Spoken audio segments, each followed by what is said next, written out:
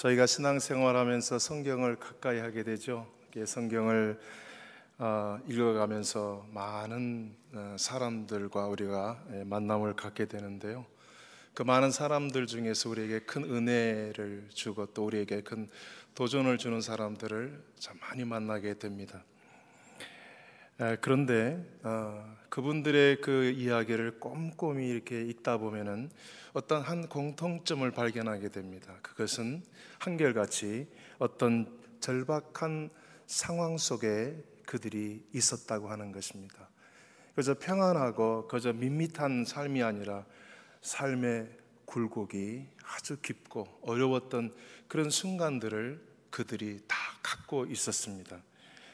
다른 각도에서 그들의 삶을 조명해 보면은 그들이 어떤 특별한 그런 절박한 상황 속에 놓이게 된 것이 어떻게 보면은 그들의 어떤 실수나 또 그들의 선택으로 된 것처럼 보이지만 어떤 경우에는 하나님께서 친히 그들을 그러한 절박한 상황 속으로 밀어 넣으신 그러한 면도 우리가 찾아볼 수 있습니다. 예를 들면은 사드락, 메삭, 아벳느고, 다니엘, 그들은 풀무불 속에 던져지고 사자굴 속에 던져져서 정말 절박한 상황 속에 던져지게 되는데 그것들이 하나님의 섭리로 그렇게 던져짐을 받았다고 하는 것입니다.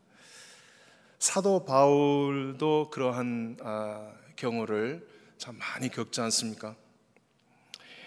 사도 바울이 가졌던 그 절박한 많은 그 상황 속에 하나가 육체의 질병이었습니다.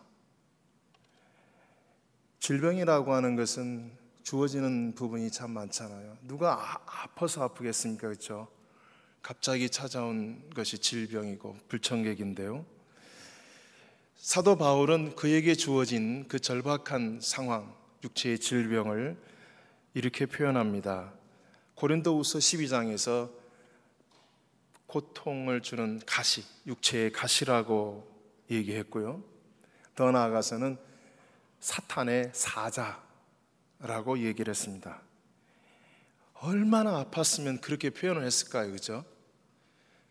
가시 하나 베켜도 아픈데 한 단계 더 올려서 사탄의 사자라고 할 만큼 그는 그렇게 육체적으로 힘들었던 것입니다. 그래서 하나님 앞에 그 육체의 가시를 좀 뽑아달라고, 내 안에 있는 그 사탄의 사자를 좀 내쫓아달라고 3번씩 간절히 기도했던 것 우리 기억합니다.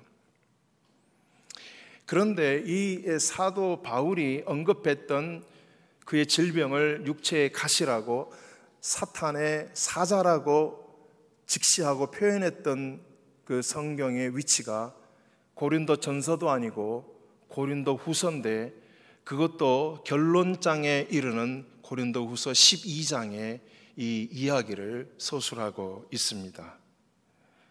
어떻게 보면은 고린도 전서와 후서를 총 정리하여 결론을 내리는 그 마지막 대목에서 사도 바울은 그의 치명적인 약점을 숨기지 않고 공개했던 거죠.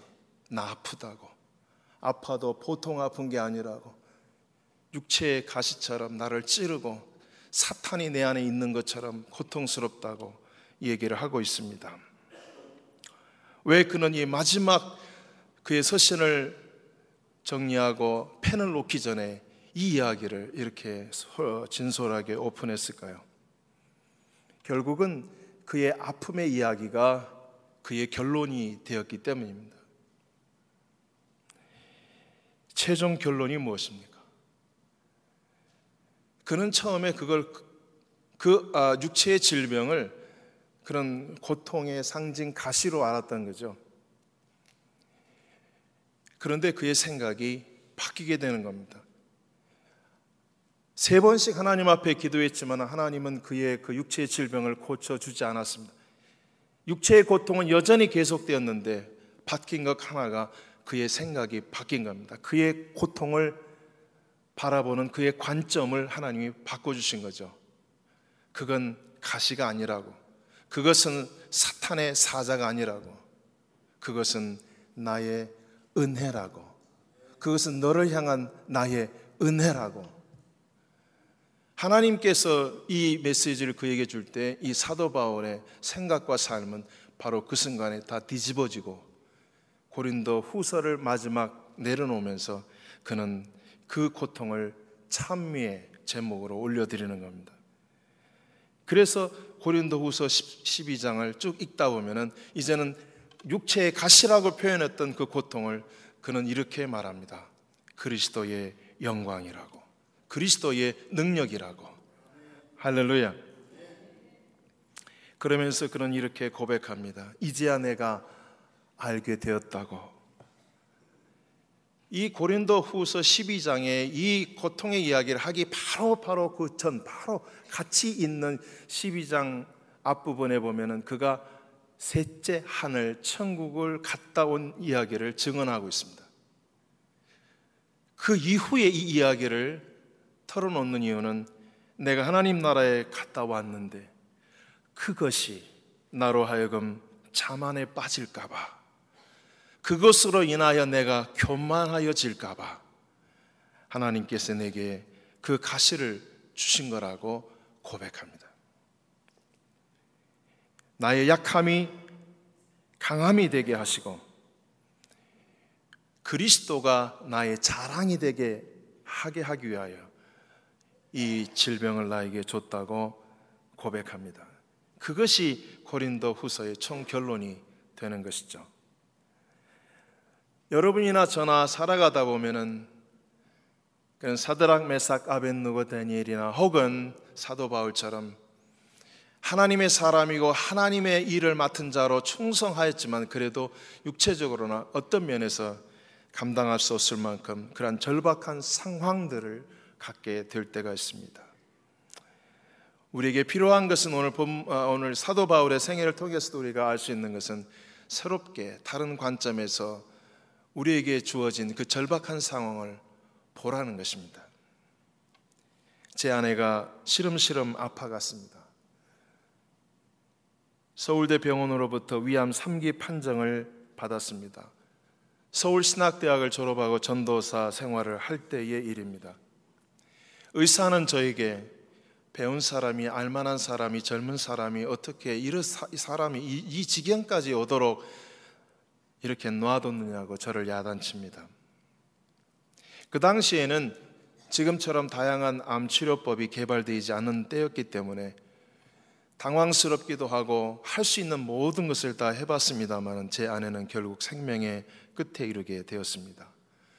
그래서 생각해 보니까 그 사람을 등에 업고 안 간 데가 없었어요. 방사선이며 한방이며 참 눈에 띄었을 때 우습게 여겼던 그 당시에는 이렇게 전신주에 암 환자들 연락 주세요하고 암자 크게 써가지고 했던 게 있었어요.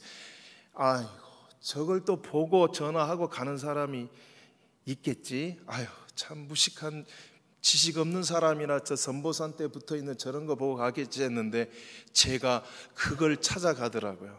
지푸라기 하나라도 잡기 위해서 그 전화를 해서 집사람을 데리고 업고 갑니다. 가는 데마다 절망적인 얘기밖에 듣지 않았습니다. 남편으로서 아내를 위해서 꼭 하나 할 수 있는 게 하나가 남아있더라고요. 그게 바로 금식 기도였습니다. 그래서 아내를 데리고 수원 칠보산 기도로 올라갔습니다. 병원에 있어야 될 암 환자를 병원에서 빼내어 산으로 데리고 간 것은 의학적인 모든 가능성을 제가 포기했다는 뜻이었습니다. 40일 금식 기도를 하나님 앞에 작정하고 하나님 자비를 베푸소서. 금식 24일째 되는 날 제가 성경을 읽고 있었는데 신비한 경험을 하게 됩니다. 성경을 읽는데 성경의 글자가 파도처럼 흔들리기 시작하더니 제 눈에 높은 파도가 나타나고 그 파도 위에 서핑을 타는 것처럼 글자가 춤을 추며 지나가는데 소리가 들립니다. 타자기 소리가 타타타타탁 하면서 글이 쳐지는데 내 눈으로 읽을 수 있는 그러한 글이었습니다. 너는 지금부터 내 아내를 위하여 기도에 전념하라. 너무 신비하고 놀라운 그런 경험이라 그 자리에서 무릎을 꿇고 하나님 앞에, 하나님, 지금부터 제가 48시간 오직 아내를 위하여 기도에만 전념하겠습니다. 그 당시에는 선배들이 40일 금식 기도관에 들어가면 먼저 앞서 시작하신 선배들이 가르쳐줘요. 어떻게 금식을 하라고. 물은 많이 먹지 마라. 꼭 정량으로 먹어라. 정량 외에 물을 먹으면 그것도 음식이다. 하루에 1시간씩은 꼭 걸어야 한다. 20일이 넘어 다리가 풀리면 30일째는 누워서 견뎌야 하니까 꼭 해라. 성경은 반드시 읽어야 하고 모든 집회는 반드시 참석해야 된다. 금식 기도하면은 누워져 퍼질 수가 있는데 게을러지면 40일을 못 채운다. 여러 선배들의 금식 40일을 하는 조언을 해 줬습니다. 저는 그 모든 일정을 다 내려놓았습니다. 잠자는 것도, 엑서사이즈 걷는 것도 다 포기하고 48시간 재단 앞에 엎드리겠다고 그렇게 하나님 앞에 약속하고 예배당으로 갔습니다. 2월 초였습니다. 무척 추운 겨울이었습니다.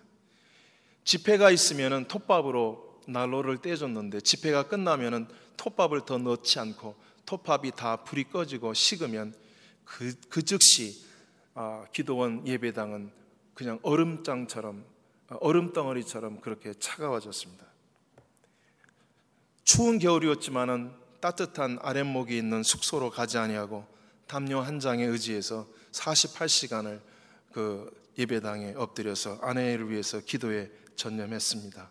어려웠지만 마칠 수가 있었습니다. 이틀을 마치고 나서 아내가 누워있는 방으로 갔습니다. 수원 칠보산기도는 예배당 위에 금식관이 있어서 주로 목사님들, 목회자들이 장기 금식을 하는 거기에서 다 있고요. 방이 한 7, 8개가 있고요. 아래쪽에 이제 그 평신도들이 기도할 수 있는 방이 있는데 그저 한 방에 5명, 6명도 들어가는 넉넉한 방들이 많았어요.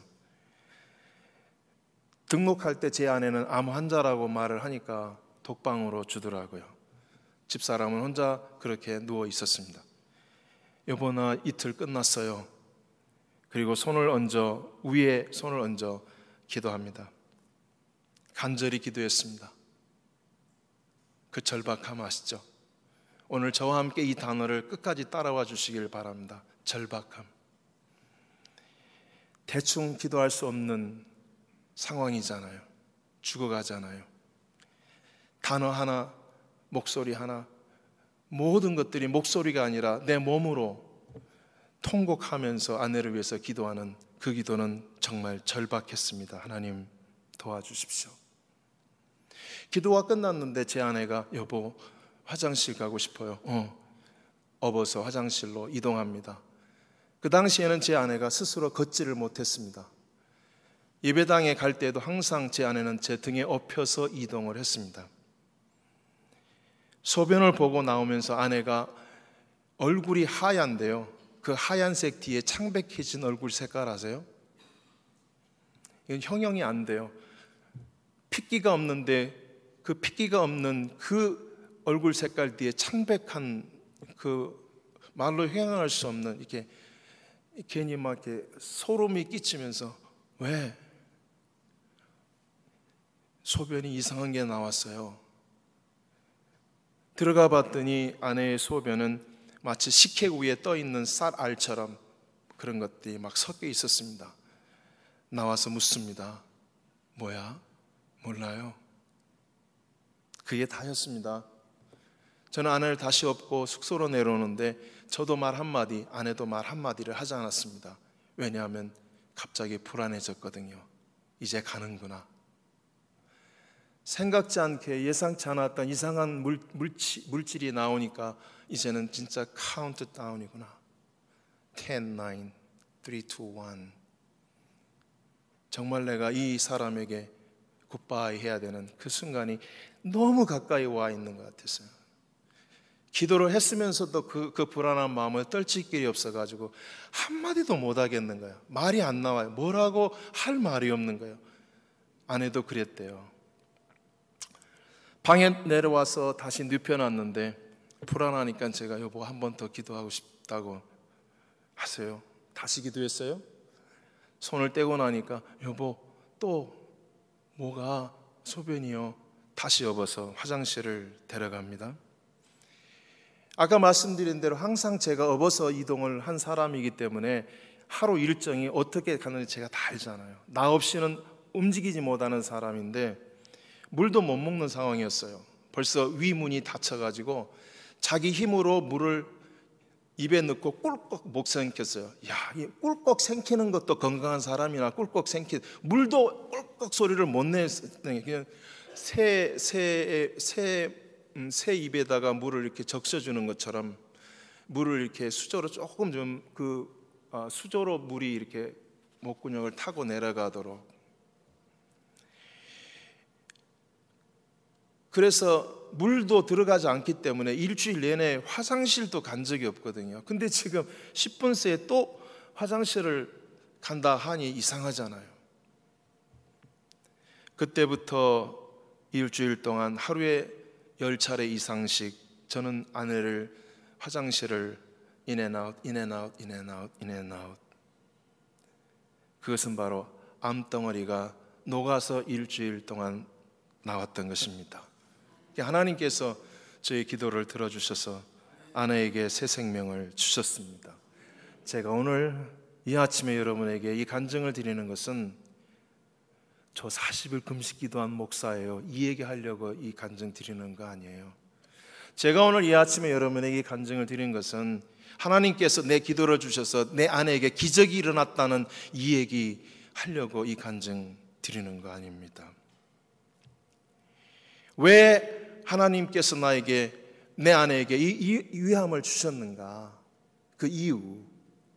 왜 하나님께서 하나님의 종들에게 왜 그렇게 등 떡밀어 불덩어리 속에 풀무불 속에 사자굴 속에 육체의 가시를 왜 그들에게 허락하시는가?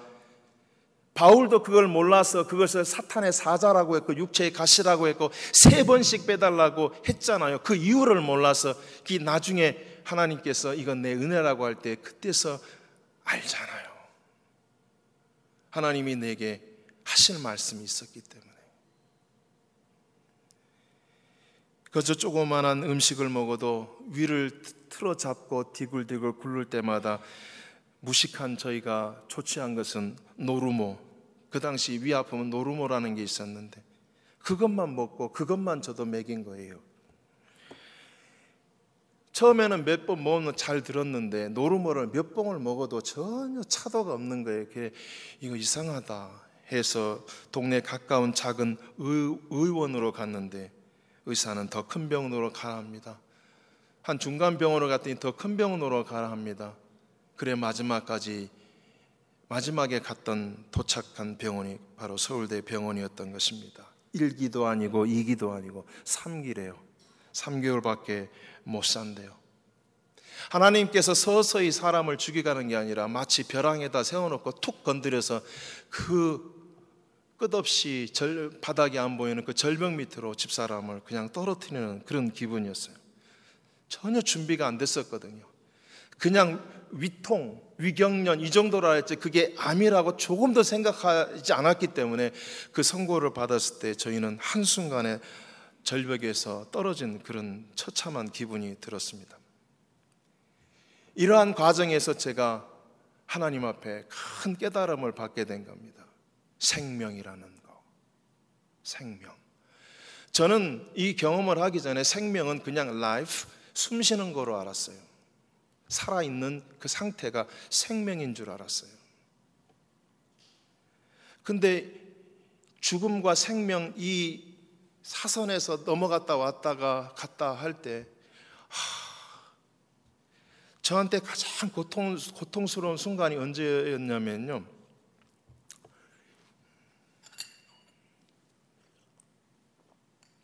예배당이 여기 있고요, 칠보산 기도원의 예배당이 가운데 있고요, 금식관이 위에 있어요. 집사람은 아래에 있어요. 추워요. 따로 자잖아요. 방이 다르잖아요. 아침 새벽 기도를 데려가려면은 제가 이제 가서 업어서 새벽 기도 가야 되잖아요. 내려와요. 문고리가요, 동그란 게 아니고 옛날 문고리 있죠. 이렇게 돼서 동그란 이렇게 돼 있는 문고리요. 쇠 문고리. 그걸 딱 잡는 순간요, 그 떨리는 거, 차가운 쇳덩어리를 잡는데요, 추운 날이요. 여보, 새벽기도 가야지. 항상 집사람은 네 했거든요. 목사님, 어젯밤에 갔으면 여보 소리에 이 사람이 한 말 없을 텐데 내가 이 문을 열 수 있을까? 그 1초 2초인데요, 그 떨리는 마음. 여보라고 했을 때 아무 대답이 없으면 내가 어떻게 이 문을 열어야 될까? 차갑게 누워서 죽어있을 아내를 내가 어떻게 수습을 해야 되나? 40일 금식 기도를 하면서도 제일 두렵고 떨리는 것은 한 발자국 내려가면서 그 문고리 잡는 순간. 저는 죽음이라고 하는 거 있죠. 그리고 집사람 네 하면 생명으로 넘어가고, 이게 죽음과 생명, 고개요 습자지처럼 얇더라고요. 이게 내가 할 수 없는 부분이에요. 붙잡는다고 생명이 있어지고 놓는다고 떨어지는 게 아니에요. 그때 제가 하나님 앞에 고백한 게, 생명은 살아있는 상태가 아니라 하나님께서 주시는 것이구나. 하나님께서 이 생명을 주시지 않으면 그냥 가는구나. 그 생명에 대한 새로운 소중함을 제가 이 날마다 새벽마다 경험하면서, 성경이 읽으면서 그때부터 이제 생명이라는 단어만 보면은 전혀 다른 느낌으로 와 닿는 거예요. 그리고 이 기적을 통해서 죽음이 빠져나가고, 죽음이 빠져나간다는 것은 일주일 동안에 암덩어리가 녹아서 빠져나가는데, 그 죽음이 빠져나가고 그에게 새 생명이 돌아올 때 new life에 대한 새 생명이 무엇인지를 알겠는 거예요. 그래서 from Genesis to Revelation 쫙 보는데 생명, 새 생명 이 단어만 보면은 막 가슴이 막 쿵쾅쿵쾅 벌렁벌렁 뛰는 거예요. 이 말씀이 마치 그대로 그냥 그 파도에서 그 말씀이 막 흔들리면서 막 살아서 이렇게 튀듯이, 이 생명이라는 단어와 new life라고 하는 단어가 제게 새롭게 와 닿는 거예요. 전도사 때 있잖아요. 내가 이제 안수를 받고 목사가 되면 평생 외쳐야 될 복음이 생명에 관한 거잖아요. 나는 길과 진리와 생명이니라고 하는 것을 늘 그렇게 그냥 패키지로 묶어서 암송하듯이, 애들 그냥 요한복음 암송하듯이 그렇게 했었거든요. 나 설교할 때 인용할 때도 그렇게만 했었거든요. 근데 달라지더라고요. 나는 길과 진리와 생명이라는 말만 딱 읽고 들어가면 벌써 가슴이 막 뛰는 거예요. 생명. 그리고 나서 eternal life에 대한 게 확 들어오는 거예요. 영생, 생명, 죽음, 생명, 새 생명, new life, eternal life, 영생. 그때부터 제가 또 메시지가 달라지는 것을 보고, 이거구나.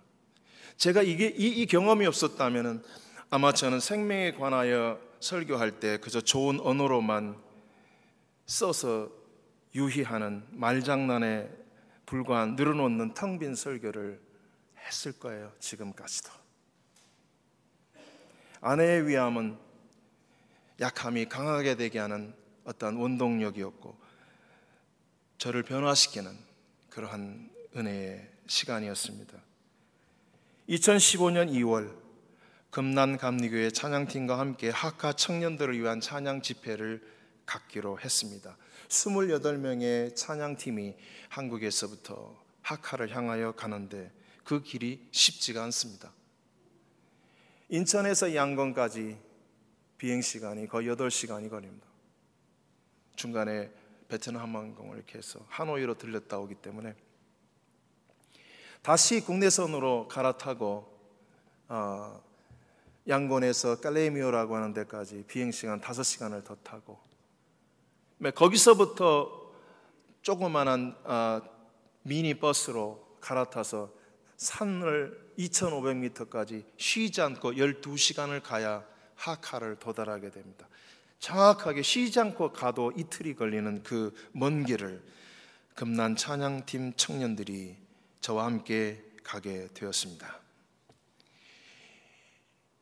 그러나 그 먼 길을 걸어서 뚫고 하카에 도착했을 때 우리를 기다리는 것은 환영이 아니라 생각지도 못한, 상상치도 못한 소식을 접하게 되었습니다.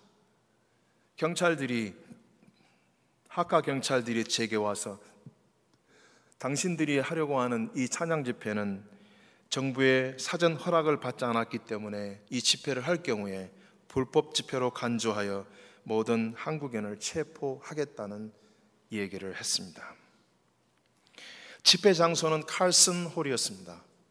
칼슨 선교사님의 무덤에서 300m 정도밖에 떨어지지 않는 짧은 곳이었었는데, 그래서 일단 젊은 친구들을 칼슨 선교사님 무덤으로 안내를 했습니다. 그래서 그 무덤 안에서 칼슨 선교사님의 생애에 대해서, 그분의 선교에 대해서, 헌신과 죽음에 대해서 간략하게 설명을 하고 있는 중인데 자매 하나가 하면서 푹 쓰러져 버립니다. 혜진아, 왜 그래? 무의식 코마로 빠집니다. 아무리 얼굴을 두드리고 혜진아 모릅니다. 5분 만에 깨났습니다. 엉엉 웁니다. 소리칩니다. 목사님, 앞이 안 보여요. 뭐라고? 눈을 떴는데 캄캄한 앞이 안 보인다는 거예요. 칼슨 선교사님 무덤에서 쓰러졌는데 장님이 돼버린 거예요. 아무것도 안 보인다는 거예요. 장난도 아니고. 청년들이 막 당황하고 두려움에 쌓여 어떻게, 저도 그 절박한 상황 앞에 어떻게 해야 될지를 모르겠네요. 한국에서 그 멀리에서 청년이 왔는데 이 선교지에서 앞을 못 보는 장님이 돼버렸다면 내가 어떻게 이 사태를 어떻게 수습하고 책임을 져야 하냐고요. 혜진아, 괜찮을 거야. 내가 기도할게. 다시 손을 얹어 기도합니다. 그 기도는 절박할 수 없는 거죠. 얼마나 절박했겠어요. 정말 간절히 기도했습니다. 하나님 살려달라고 말이죠. 하나님께서 저의 기도를 응답해 주셨습니다. 한 15분 후에 눈이 샥 열렸습니다. 그 순간 제가 느낀 건 이건 영적 전투다. 참, 목사로서 강단에서 설교를 준비하면서 영적이라고 하는, 영적이라는 단어 굉장히 많이 들으셨잖아요. 전투는 전투인데 영적 전투다, 수백 번 제가 사용했던 단어인데 말 그대로 영적인 거였었어요. 근데 그 순간에 내 눈앞에서 장님이 되어 이러한 벌어진 것을 보니까 영적 전투는 실전이다, 실제다. 보이지 않는 영적으로 있는 게 아니라 실전이다. 그렇다면 질 수 없지. 사탄에게 밀릴 수는 없지. 금난 청년들을 모두 집합시켰습니다. 얘들아, 우리 앞에 벌어진 이 일들, 이 찬양 집회를 강행할 경우에 불법 집회로 우리를 체포한다는 이 체포영장이 우리 앞에 있고, 혜진이까지 앞을 못 보다가 열었지만 얼마나 당황스럽고 두렵겠니. 그러나 나는 이것을 영적 전투라 인지했기 때문에 나는 강행하는 쪽으로 내 마음을 굳혔다. 나는 너희들이 이 일에 함께 해줬으면 좋겠다. 찬양팀으로서 너희가 그동안에 금난감리교회에서 날마다 찬양을 할 때 얼마나 많이 연습을 하고 아름다운 하모니에 아름다운 찬양으로 하나님 앞에 영광 돌리기 위해서 너희들이 얼마나 수고하고 애썼니. 그러나 내 알기로 너희들 목숨 걸고 찬양은 안 해봤을 거 아니야. 오늘이 그날이야. 우리에게 필요한 것은 아름다운 찬양을 하나님 앞에 올려드리는 것이 아니라 우리의 목숨을 찬양의 제물로 드릴 날이 오늘인 것 같아. 우리 목숨 걸고 한번 할 수 있을까? 우리 찬양하다가 체포돼서 감옥에 가도 이 일 한번 일 저질러 보지 않을래? 강행하고 싶다. 할 수 있겠니? 아이들이 아멘 했습니다. 무릎을 꿇게 했습니다. 기도하게 했습니다. 28명의 청년들이 부르짖으며 기도하는데 칼슨 홀의 지붕이 뜯어 나갈 정도로 부르짖었습니다. 왜냐하면 상황이 사느냐 죽느냐 상황이 됐기 때문에. 남의 얘기가 아니라 지금 28명 전체가 지금 이 일을 하다가 체포될 상황이, 수갑을 차야 될 모든 이 상황을 모든 젊은이들이 이미 인지하고 있기 때문에 살아서 집에 가기 위해서 그들의 기도는 절박했고 절절했습니다. 정말 온 몸으로 부들부들 떨면서 기도를 하는데 그 열정의 기도를 보고 하카 목회자들이 제게 와서 우리도 끝까지 당신들을 커버해 줄 거라고 했습니다. 집회 시간은 저녁 7시. 하카 청년들이 칼슨 홀을 향해서 들어옵니다. 약 800명의 하카 청년들이 모였습니다. 집회 시간 10분 전 6시 50분 금난교회 청년 대원 2명이 쓰러집니다. 한 자매는 위경련이 일어나서 배를 움켜잡고 숨도 못 쉬고, 남학생 하나는 머리를 짜면서 막 뒹굴더니 두통을 하면서 구토를 시작합니다. 굉장히 중요한 멤버인데 못하는 거예요. 경련이 일어나서 숨도 못 쉬는데 어떻게 노래를 하고, 머리가 쪼개질 거 막 구토가 나는데 어떻게 못해요? 어떻게 하겠어요? 사탄은 마지막까지 끝까지 우리들을 그렇게 물고 늘어졌습니다. 다시 아이들을 불렀습니다. 얘들아, 여기서 지면 안 된다. 7시 정각이 되면 모두 올라간다. 명심해. 우리 분명히 약속했잖아. 목숨 걸고 하기로 했잖아. 그러면 목숨을 걸어야지. 배가 틀어져도 머리가 깨져도 올라가. 알겠지? 저 위에 올라가서 죽어도 일단은 올라가. 저 무대 위에 하나님이 우리와 함께 하시니까 올라가. 한 명도 열애될 수 없어. 배 움켜잡고 머리 붙들고 올라가. 아멘? 애들이 아멘. 오케이, 끝. 약속된 저녁 7시 예배가 시작이 됩니다. 그 순간 칼슨 홀의 뒷문이 열리면서 경찰들이 들이닥칩니다. 아랑곳하지 않고 저는 지시를 했습니다. 시작하라고. 이미 시작을 하니까 뒤에 경찰들이 일렬정렬로 섰습니다.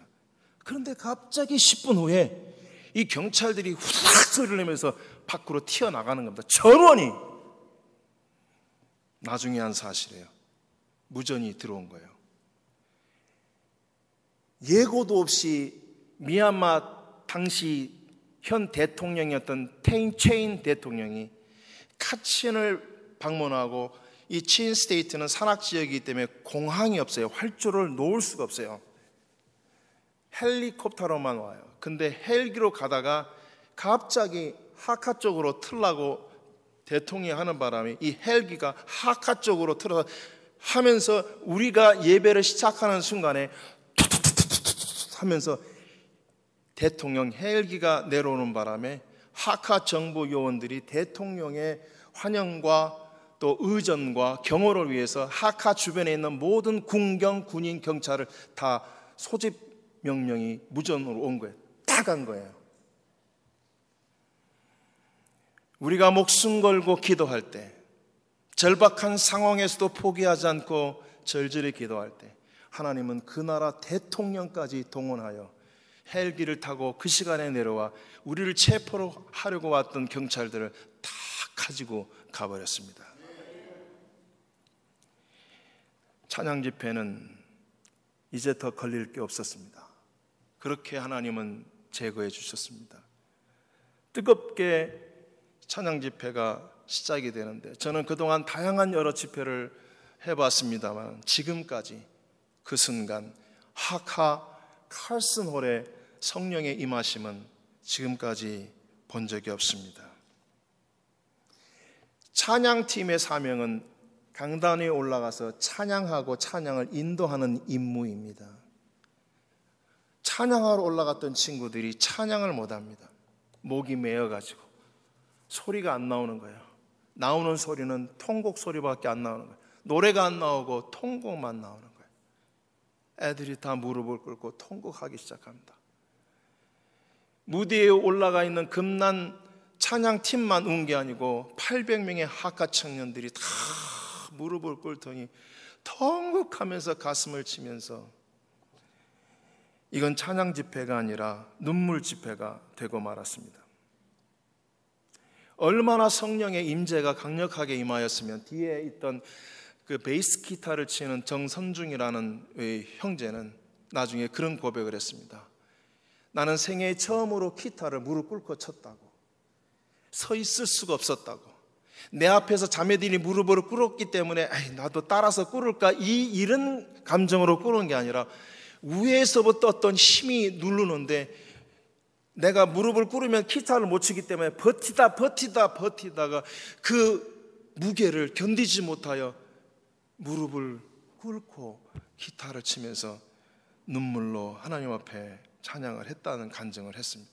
성령이 그렇게 모든 무리들 위에 그렇게 임했던 것입니다. 여러분, 제가 그때 그 사진을 좀 몇 장만 좀 보여드려서 참 수십 장을 찍었는데 밤에 밤 예배였잖아요. 무대만 있어서 이쪽 성도들 800명 그쪽은 잘 어둡게 안 보이는데 이 친구가 혜진이에요. 앞을 못 보다가 눈을 다시 연 두통으로 머리가 깨지겠다는데 뭐 눈물로 찬양을 하는 겁니다. 저 뒤에 드럼 옆에 지금 어두워서 잘 안 보이는데 형제가 무릎 꿇고 지금 기타를 치는데 모든 찬양팀이 찬양을 못하고 가슴을 부여잡고 통곡을 모든 금난 청년들이 통곡했는데 하카의 청년들까지 눈물을 주체를 못하고 멈추지 못하고 이러한 눈물의 집회가 되었습니다. 저는 다시 한번 배운 것입니다. 이러한 금난교회 찬양 집회를 통해서도 제가 하나님 앞에 배운 것은 절박한 상황이 만들어내는 또 하나의 파워, 나의 약함이 강함이 되게 하시는 하나님의 능력. 금난감리교회 찬양팀의 이야기는 여기에서 끝나지 않습니다. 이 아이들이 그 위기 속에 그 절박한 상황 속에서 은혜로 살아남은 게 아니라 하나님의 역사를 보았잖아요. 걔네들 눈으로 대통령 헬기가 투투투투투투 내려와서 경찰들 다 끌어가고 우리를 자유케 하시는 억압을 어떤 그 중압감 거는 데서 우리를 풀어놓아 그 다음부터 성령이 무리 가운데 임하며 그 in spirit 그 안에서 찬양과 이 우리를 자유케 하시는 치유와 회복과 헌신과 드림이 모인 무리들 가운데 다 있어지는 이 놀라운 경험을 그 먼 땅 끝에 가서 금난 청년들이 경험한 거예요. 그들의 가슴에 불이 임하였는데 이 불이 꺼지지 않아. 금난 감리교로 돌아갔는데 가자마자 그 다음날 담임 목사 김정민 목사님에게 찾아가서 목사님 새벽 강단 40일을 저희들에게 주십시오. 뭐라고? 저희가 새벽에 40일 동안 찬양의 제사를 드리겠습니다. 비행기 타고 가면서 그런 약속을 했대요. 아니 너희들 회사 출근도 해야 되는데 하루도 아니고 4일도 아니고 40일 어떻게 건들 수 있겠어? 저희는 합니다. 그렇죠. 걔네들이 어떤 애들이 되어 왔는데요. 40일 동안 이 불같은 불기둥이 된 이 아이들이 찬양을 하는데 금난의 교회에 불덩이가 새벽 제단에 할렐루야. 저 같은 사람이 어떻게 금남감리교회 부흥의 사회를 하겠어요? 그것 때문에 온 성도들이 저를 초대해서 말씀을 사모하여서 갔었습니다. 인간은 한결같이 연약합니다. 그래서 절박함이 없으면 그 연약함은 나태함으로 나옵니다. 절박하지 않으면 사람은 쉽게 나태해집니다. 절박함이 없으면 기도하지 않습니다. 절박하지 않으면 하나님께 매달리지 않습니다. 절박함이 없으면 하나님을 주목하지 않습니다. 오늘 본문에 두 사람이 등장합니다. 12살 된 딸 죽어가고 있습니다. 그 딸을 살리겠다고 예수님께 나온 회당장 야이로라고 하는 사람. 이쪽 한편에는 12년 동안 혈류증으로 앓다가 더 이상 이제 가능성이 없어서 사망 선고를 받은 한 여인.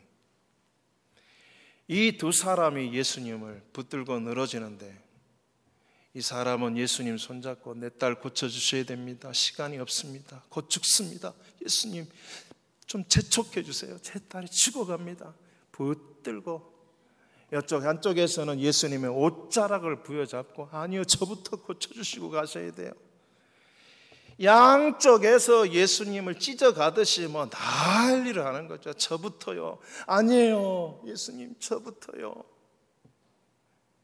쟤는 12년 12살 된 소녀지만 저는 12년을 고통받다가 이제 죽게 됐어요. 저부터 고쳐주세요. 두 사람에게 있는 공통점이 보이십니까, 여러분? 야이로하고 이 혈루증 여인이 갖고 있는 공통점은 뭐예요? 절박함이에요. 둘 다 비중을 따지면요, 가늠을 할 수 없을 만큼의 절박감을 이 두 사람이 갖고 있는 거예요. 그 절박함은 회당장이라고 하는 사회적 신분이나 체면까지 가차없이 내던지게 했고요. 그 절박함은 대중 앞에 감히 나설 수 없는 정결치 못한 한 여인에게는 인간 장벽을 뚫고 힘차게 전진하게 했거든요. 절박함이 주는 에너지예요. 파워예요.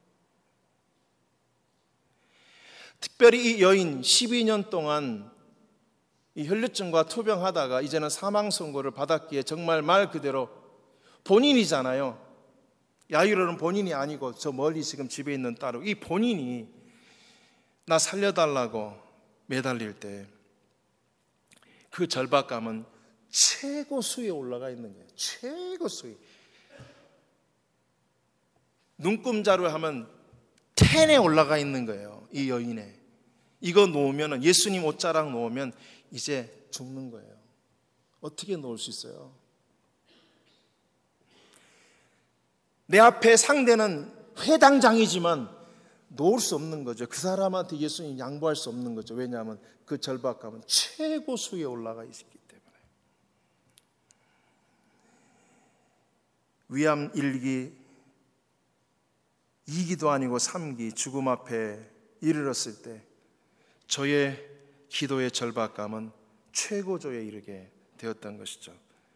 그래서 그러한 절박감이 없었다면 저는 40일이라고 하는 금식을 하지 못했을 거예요. 해보니까 정말 힘들더라고요. 40일 맞추니까 몸무게가 29kg가 빠졌는데 이 허리띠 구멍이 없어가지고 넥타이로 졸라매서 했어요. 여러분에게도 아픔과 고난이 있을 겁니다. 절박한 상황이 있을 겁니다. 지금도 그런 상황 속에 있는 분 계실 겁니다. 그러나 그러한 상황이 원망거리로 만들지 말기를 부탁합니다. 원망거리로 만들지 마시고 절박함으로 바꾸십시오. 여러분에게 많은 문제가 있을 때 그 문제를 붙들고 하나님 앞에 불평거리로 만들지 마시고 절박함으로 바꿔보십시오. 절벽에 매달린 사람이 떨어지다가 나뭇가지를 붙들고 구사일생 살아났는데, 그거 놓으면 낭떠리 떨어져서 뼈가루도 못 차고 죽을 상황이라고 생각해 보십시오. 그 절벽에 가지 하나 붙들고 있는 그 사람이 얼마나 절박하게 그 나무 가지를 붙들고 있겠습니까? 사랑하는 성도 여러분, 여러분의 기도 속에 그 절박함이 있으십니까? 대충 기도하지는 않으셨나요? 한두 번 기도해보고 나 같은 기도는 하나님이 들으시지도 않으니까 하며 쉽게 포기하지는 않으셨습니까? 우리는 이 기도의 절박감을 다시 회복해야 합니다. 이 절박감이 떨어지면 많은 사람들이 절박한 상황에 이르게 되면 아이디어를 생각합니다. 자기가 동원할 수 있는 아이디어는, 해법은 다 동원합니다. 머리를 굴리지 말고 생각을 바꾸십시오. 많은 사람들은 절박한 상황이 되면은 자기가 알고 있는 힘 있고 권력 있는 사람들을 총동원해서 나를 도와달라고 합니다. 그러지 마십시오. 절박한 상황이 되면은 돈이면 해결하겠다 해서 있는 돈 없는 돈 다 털고 남의 돈까지 끌어들여서 총동원합니다. 그래, 해결되던가요? 우리 크리스찬들이 살아가면서 우리의 삶 속에 절박한 상황이 주어지고 하나님께서 우리를 그 절박한 상황 속에 내던질 때 우리가 총동원할 수 있는 건 기도 외에는 없습니다. 그래서 예수께서 선포하시기를 기도 외에는 이런 유가 나갈 수 없느니라 하셨던 겁니다. 왜 이렇게 사랑하는 하나님의 사람들, 택한 자들에게 이러한 어려움을 주십니까? 왜 사드락, 메삭, 아벳느고, 다니엘에게 이러한 어려운 상황을 주십니까? 기도거든요. 내가 아니었다라고, 내 방법, 내 기술이 아니었다고, 위로부터 주어진 능력과 아버지의 응답으로 해결함을 받았다고. 그래서 그분은 살아계시다. He is a living one. 살아계신 하나님.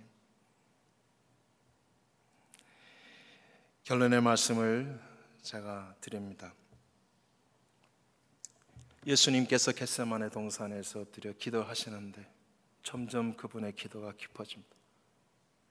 성경은 그 순간을 이렇게 묘사하고 있습니다. 예수님의 이마에서 흐르는 땀이 핏방울처럼 떨어지더라 라고 했어요. 물이 피가 됐대요. 도대체 얼마나 절박하게 기도해야 물이 피가 돼서 나올까요? 예수님조차도 마지막 기도 겟세마네에서 기도하실 때 대충 하지 아니하고 물이 피가 되도록 절절히 아버지 하물며 우리는 어때요? 참 저는 칠보상 기도 오늘 자주 올라갔어요. 처음에는 그냥 올라갔죠. 근데 40일, 30일, 20일 장기 금식을 제가 좀 많이 하게 됐어요. 왜냐하면 40일 금식 기도를 통해서 제가 엄청 많은 걸 받았기 때문에, 그 기도의 장기 금식의 맛을 알기 때문에 자꾸 장기 금식을 하게 되더라고요. 그렇게 되면서 제가 옛날에는 이렇게 했던 소리가 하나 있어요. 밤에 2시, 3시에 금식관에서 자려고 하면 어떤 미친 여자들이 소리를 지르는 거예요. 새벽 2시, 3시에 아버지 무슨 저 여자는 잠도 안 자고 소리 질러. 아니 저렇게 해갖고 기도를 해? 하려면 자기 혼자 오지 왜 새벽 2, 3시에 저렇게 소리를 질러가지고 잠자는 사람들 깨우는 게 대대체. 하나님도 힘드시겠어 하면서 그렇게 기도하는 사람들을 좀 네거티브하게 봤어요. 그런데 이게 진짜 그 절박한 상황에서 제 아내가 그렇게 되니까 이 절박한 기도가 나오니까요, 이게 대충 목소리가 안 나오는 거예요. 목청이 찢어지도록 그 아버지를 불러야만 되더라고요. 아버지, 아버지, 아버지, 아버지. 그때서야 그 권사님, 그 여전도사님들, 자매들의 그 절절한 부르짖음이 무엇을 의미하는지 알게 됐어요. 얼마나 부럽던지 그 기도 소리가. 아무런 기도 들리지도 않는데 아버지 소리만 100번, 200번을 밤 2, 3시에 그 깊은 어두운 산 소나무 밑 바위 위에 무릎을 꿇고 아버지, 아버지, 아버지, 아버지, 아버지, 아버지 부르짖는 그 권사님들의 기도 소리가 막 가슴을 찢는 거라. 절박함? 절박함의 수위는 믿음의 크기가 돼요. 절박함이 작으면 믿음도 작아져요. 믿음이 작아지면 비벼요, 굴려요, 머리를. 다른 것 찾아요. 아니잖아요. 절박함이 올라가면 믿음이 올라가고, 믿음이 올라가면 기도만 붙들게 돼요. 기도 외에 이런 유가 나갈 수 없느니라. 열심히 기도하면 하나님의 사람은 절박함이라고 하는 그 단어의 깊은 심오한 의미를 아는 사람이 됩니다. 거기서부터 여러분은 놀라운 하나님의 능력을 경험하시게 될 겁니다.